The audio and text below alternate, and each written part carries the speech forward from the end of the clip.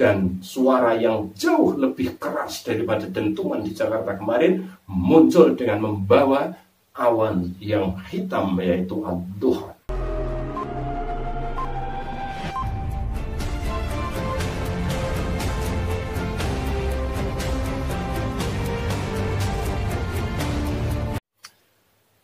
Assalamualaikum warahmatullahi wabarakatuh. Bismillahirrahmanirrahim. Alhamdulillah wa syukranillah, la haula wa la quwata illa billah, amma ba'dah. Hadratul muhtaramin, pemirsa dimanapun saudaraku berada, kembali berjumpa. Selamat berjumpa kembali dengan kami, teman-temanku semua, sahabat-sahabatku, saudaraku semua. Salam kesejahteraan, kesuksesan tentunya untuk Anda semua, untuk saudaraku semua. Saya akan membahas satu hal yang masih menjadi misterius, yaitu yang terjadi di Jakarta kemarin di tanggal berapa kemarin, tanggal 10 April ya, sekitar jam 22 dan jam tengah malam ataupun dini hari, yaitu sebuah suara dentuman yang sampai sekarang ini juga belum ada yang berhasil mengklarifikasi atas sumber suara tersebut. Maka banyak teman-teman yang kemudian meminta saya untuk membahas sesungguhnya suara tersebut adalah suara apa. Maka di sini saya akan mencoba membahas. Dan untuk pemirsa dimanapun saudaraku berada yang menyaksikan, apabila Anda sudah subscribe channel kami dan belum mengaktifkan tombol loncengnya, silahkan saudaraku aktifkan tombol lonceng agar selalu tahu update video dari saya, dan insya Allah akan menjadi tambah berkah dalam kita bersilaturahim. Dan bagi yang baru menemukan channel saya ini, silahkan saudaraku subscribe channel kami, dan insya Allah akan berkah tentunya. Jangan lupa, jika apa yang saya sampaikan ini baik menurut Anda, betul menurut Anda, masuk menurut Anda, jangan sungkan-sungkan untuk tekan like-nya dalam video. Apabila apa yang saya sampaikan ini menurut Anda adalah salah, buruk, dan jelek, juga jangan sungkan-sungkan untuk dislike video saya. Kita terbuka dan kita enak untuk menciptakan sebuah manfaat. Saudaraku yang dirahmati Allah Subhanahu wa Ta'ala, dentuman yang terjadi di Jakarta kemarin masih membingungkan semua kalangan. Maka saya sebagai umat Nabiullah Muhammad SAW, sebagai pemeluk agama Islam dan sebagai penerus dakwah atas diri Nabi Muhammad SAW bersama para ulama lainnya, bersama para dai-dai lainnya, maka saya akan mencoba mengkaitkan peristiwa ini dengan apa yang terjadi yang sudah dikabarkan oleh Al-Quran. Saudaraku yang dirahmati Allah, pertama, saya akan membahas peringatan atas Allah, yaitu tentang indahnya Allah ketika mengingatkan diri manusia. Allah itu tidak pernah marah, tidak pernah menghujat dan lain-lain, tapi selalu mengingatkan. Saya ambilkan contoh dalam surat Al-Ghasyiyah saja. Saya ambilkan contoh sekaligus saya gunakan untuk mencari jawaban dari sumber suara ini. Karena di ujungnya nanti adalah siapa penyebab daripada kejadian-kejadian alam yang tidak pro dengan manusia, atau yang kejadian alam yang terkesan sebagai azab dari Allah Subhanahu wa Ta'ala. Bismillahirrahmanirrahim. Wa ilas sama'i kaifa rufi'at. Ini dalam surat Al-Ghasyiyah. Sebelum ini Allah mengingatkan, afala yanzuruna ilal ibili kaifa khuliqat. Ya, Allah mengingatkan, apakah kalian tidak berpikir, ini bahasanya Allah, apakah kalian tidak berpikir tentang bagaimana Allah di dalam menciptakan unta. Kemudian Allah mengatakan, wa ilas sama'i kaifa rufi'at. Dan ketika Allah menciptakan langit yang tinggi, nah, dari Allah menciptakan langit yang tinggi, tentunya kalau dikaitkan dengan suara dentuman, kita cari sumber ulah manusia, sumber kegiatan manusia, atau sumber yang disebabkan oleh manusia. Saya ambil contoh ya, TNI Angkatan Udara mengklarifikasi bahwa banyak yang mengatakan bahwa suara ini adalah suara bom sonik atau sonic boom yang disebabkan oleh pesawat tempur yang bergerak lebih cepat dari dari kecepatan suara, maka terjadilah dentuman. Tetapi Angkatan Udara memastikan bahwa di tanggal 10 jam 22 ataupun tengah malam dini hari tidak ada satupun pesawat tempur yang beroperasional di udara Indonesia. Berarti suara itu bukan dari pesawat. Ya, ini ketika kita membahas tentang bagaimana kita tidak berpikir, apakah kalian tidak berpikir tentang langit yang Allah ciptakan begitu tinggi dari bumi.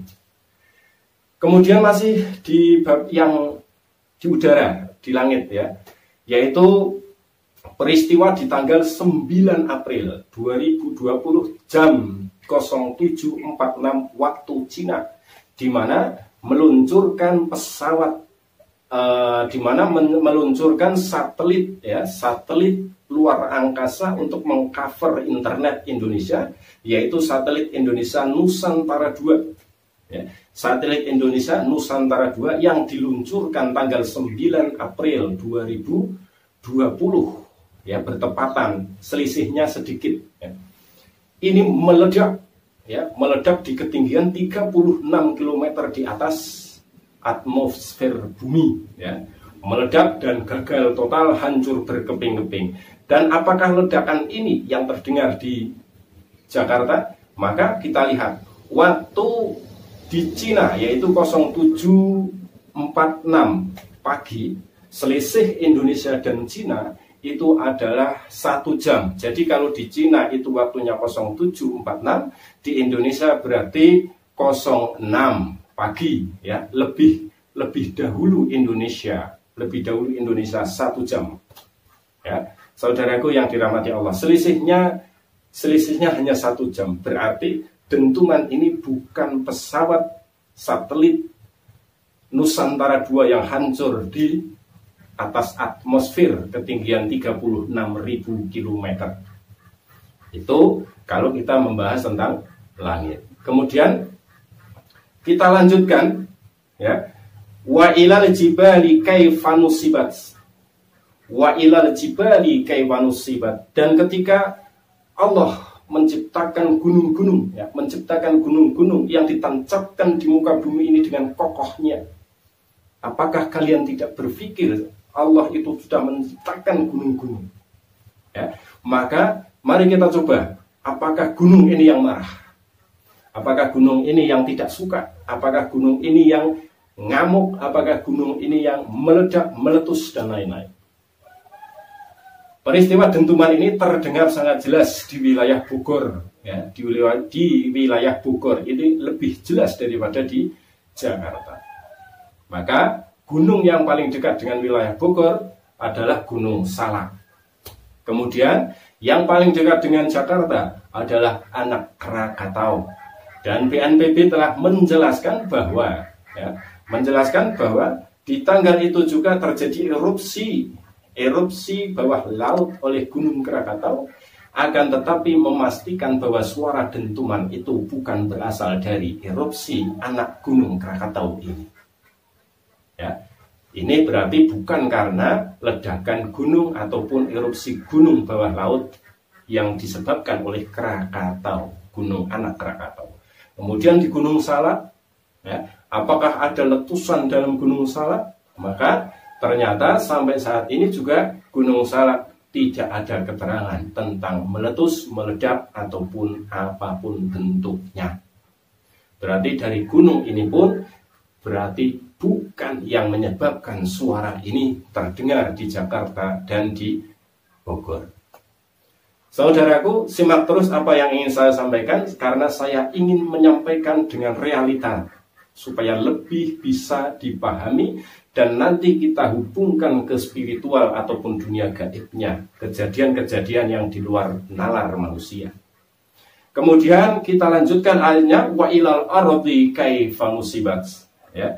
Wa ilal ardi kaifa sutihat, wa ilal ardi kaifa sutihat. Dan apakah kalian tidak berpikir ketika Allah telah menciptakan bumi dengan hamparan yang luas? Nah, dari hamparan bumi ini kita cari, apakah ada Ya, apakah ada yang menyebabkan kemarahan bumi? Maka ketika kita sampai di atas, di dalam bumi ini, hamparan bumi ini, maka kita ini adalah salah satu penghuni daripada hamparan bumi dan yang diberi kekuasaan oleh Allah untuk memanfaatkan bumi, diberi kuasa oleh Allah untuk membuat bumi ini menjadi rahmat. Kemudian suara ini suara bagaimana? Ya, maka kita kaji apa saja yang sudah terjadi di dalam bumi ini. Amal apa saja yang sudah manusia jalankan. Amal apa saja yang sudah manusia lakukan. Antara kemungkaran dan ketaatan, lebih besar yang mana? Maka mau tidak mau kita harus mengulas kejadian yang saat ini. Apalagi di saat ini betapa banyaknya manusia yang begitu terlihat, ya, begitu terlihat dengan ambisi keduniawiannya, terlihat dengan ambisi kekuasaannya, terlihat dengan ambisi kekayaannya. Hampir di semua negara kita berada, di Indonesia pun tahu, di Indonesia pun sama. Hampir terjadi di seluruh kalangan negara, semua berebut kekuasaan, semua perang, baik perang secara fisik ataupun perang ideologi ataupun perang yang lain. Maka dari sinilah, ya, semua sebab terjadi di dunia ini tidak lepas dari tingkah laku manusianya. Maka apa saja kegiatan yang telah dilakukan oleh manusia, kita tengok, ya, kita tengoknya langsung ke kegiatan manusia yang ada di Gunung Salak. Gunung Salak ini telah dibangun infrastruktur, ya, baik itu pengeboran dengan suatu niat menambah panas bumi dan lain-lain. Akan tetapi, apakah manfaatnya ini untuk pembangunan ini sudah diketahui atau mudaratnya yang lebih banyak? Maka dari istilah Gunung Salak ini saja, kemisterian, kengerian ataupun kegaiban di sana muncul luar biasa banyak. Pesawat sampai hilang, ya, pesawat hilang entah kemana, tidak ada yang tahu. Dan Gunung Salak ini diambil dari bukan nama sebuah buah salak, akan tetapi salak ini adalah nama Jawa kuno ataupun saloko yang artinya adalah perak. Ada apa manusia? Ya, ada apa manusia sampai melakukan hal-hal pembangunan yang mengebor, membolong, ya, kalau bahasa Indonesia lagi membolongi gunung dan lain-lain. Apakah alam tidak murka? Ini Gunung Salak. Semoga apa yang ada kegiatan, semua kegiatan di Gunung Salak yang terindikasi ambisi kekuasaan dan ambisi kekayaan segera dihentikan dan segera berubah menjadi kemaslahatan untuk manusia banyak. Wa ilal ardi kaifa sutihat, hamparan bumi. Allah untuk berpikir, apakah kalian tidak berpikir hamparan bumi yang sudah aku ciptakan? Kita lihat hamparan di daerah Jakarta saja. Betapa banyak, ya, orang saling menghujat, orang saling mengkritik di Jakarta, bahkan di Indonesia. Ya, Gubernur Anies Baswedan, seorang gubernur, ya, seorang gubernur sampai dikata-katain orang dengan kata yang sangat kasar, dengan bahasa-bahasa binatang dan lain-lain. Akan tetapi Anies tidak pernah membuat permasalahan dan tidak mempermasalahkan atas hal itu. Ya, bahkan Anies sendiri mengatakan, ya Allah, saya ini hanya seorang Anies. Ya, ini. Jadi ketika ada rongrongan yang panas dari bawah yang menolak Anies, ini kata-katanya kasar luar biasa kepada Gubernur Anies ini. Anies tidak pernah membalas dan hanya mengatakan, saya ini hanya seorang Anies. Kemudian dari sebelah yang lain yang mengkritik atas pemerintahan, ya, mengkritik atas pemerintahan, di mana kritik ini baik untuk Anies ataupun untuk pusat, ini adalah untuk kestabilan Indonesia, untuk kestabilan pembangunan. Maka banyak terjadi ya, orang masuk bui karena mengkritik, orang masuk penjara karena mengkritik, orang masuk penjara sampai berbulan-bulan karena mengkritik. Waktu yang terdekat di sini adalah Said Didu. Ya. Said Didu mengkritik Menteri Luhut Binsar Panjaitan, di mana kritikannya kalau diambil dalam berita-berita online yang disebut, isi kepalanya hanya uang. Ini sudah akan ya, sudah mau diributkan dan sudah mau dilaporkan. Tradisi lapor melapor ini masih marak, dan terjadilah beberapa orang, baik ulama ataupun orang umum, kiai ataupun orang politik yang masuk penjara karena saling kritik di sini. Dan yang dikritik pun tidak menerima. Ini adalah sebuah kekacauan di muka bumi, di hamparan bumi ini. Kasih sayang tidak ada. Kasih sayang hilang. Sehingga ada seorang, katakanlah, pemimpin yang harus mengayomi rakyatnya, walaupun kritikannya sepedas apapun, malah dipenjarakan dan lain-lain. Ya. Isi kepalanya hanya uang, ini misalnya contoh. Ini nggak bisa dibuktikan, karena kalau dibuktikan bagaimana? Apa dibelah kepalanya? Kan enggak ya. Ini nggak baik. Tapi sebuah harga diri yang merasa terhina, harga diri yang merasa terkoyak. Seandainya orang ini mau berpikir atas rahmat Allah Subhanahu wa Ta'ala, kemudian tidak berpikir atas bahasa itu, kemudian fokus bagaimana supaya apa yang dikatakan itu tidak benar, dan fokus membangun bangsa, membangun umat, mengayomi bangsa dan mengayomi umat, maka insya Allah tidak ada lapor-laporan. Ini adalah termasuk salah satu dari Allah menyuruh kita agar berpikir. Allah sudah ciptakan hamparan bumi ini, maka kita harus rahmatan lil alamin, harus menimbulkan kasih dan sayang. Wa ilal ardi kaifa sutihat fadzakir innama anta mudzakir. Ya, jadi di sini baik semua pendakwah, semua yang mengajak manusia kepada Allah, ini hanya semata-mata untuk memperingatkan saja, memberi peringatan belaka. Peringatan ini digunakan ataupun tidak, itu sudah bukan kekuasaan sang pemberi nasihat, tapi kekuasaannya Allah Subhanahu wa Ta'ala. Saudaraku yang dirahmati Allah Subhanahu wa Ta'ala, maka menurut saya apabila ini salah, mohon dikoreksi. Menurut saya dentuman ini adalah sebuah tanda ya, tanda dari alam lain, tanda dari kekuasaan Allah Subhanahu wa Ta'ala, di mana sudah mendekati akhir zaman.